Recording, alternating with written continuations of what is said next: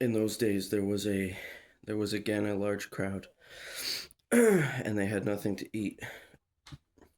He summoned the disciples and said to them, I have compassion on the crowd because they've already stayed with me 3 days and have nothing to eat. If I send them home famished, they will collapse on the way, and some of them have come a long distance.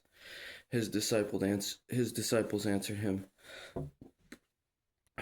Where can anyone get enough bread here in this desolate place to fill these people?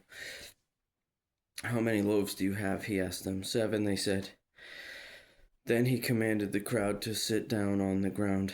Taking the 7 loaves, he gave thanks, broke the loaves, and kept on giving them to his disciples to set before the people. So they served the loaves to the crowd.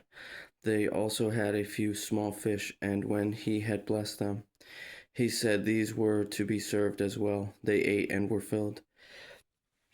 Then they collected 7 large baskets of leftover pieces. About 4,000 men were there. He dismissed them and immediately got into the boat with his disciples and went to the district of Dalmanutha. The Pharisees came out and began to argue with him, demanding of him a sign from heaven to test him. But sighing deeply in his spirit, he said, Why does this generation demand a sign? I assure you, no sign will be given to this generation. Then he left them, got on board the boat again, and went to the other side.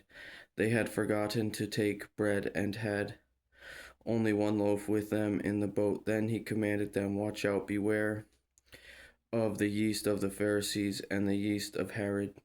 They were discussing among themselves that they did not have any bread. Aware of this, he said to them, Why are you discussing that you do not have any bread?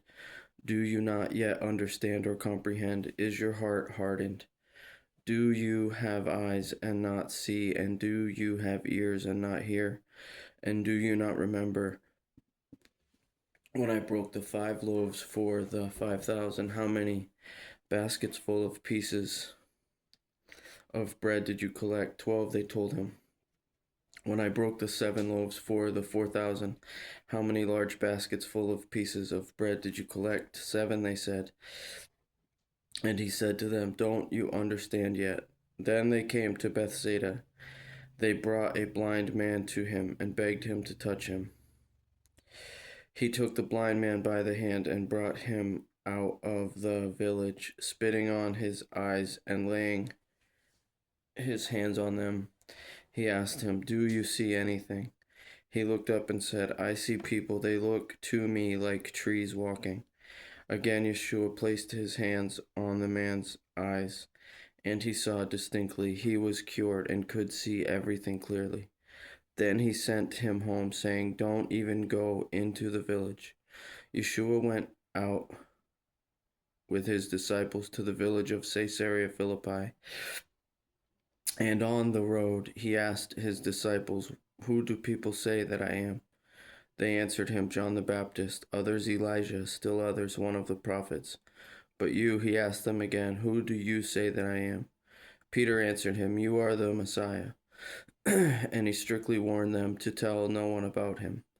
Then he began to teach them that the Son of Man must suffer many things, and be rejected by the elders, the chief priests, and the scribes, be killed, and rise after 3 days. He was openly talking about this, so Peter took him aside and began to rebuke him. But turning around and looking at his disciples, he rebuked Peter and said, Get behind me, Satan, because you are not thinking about God's concerns but man's.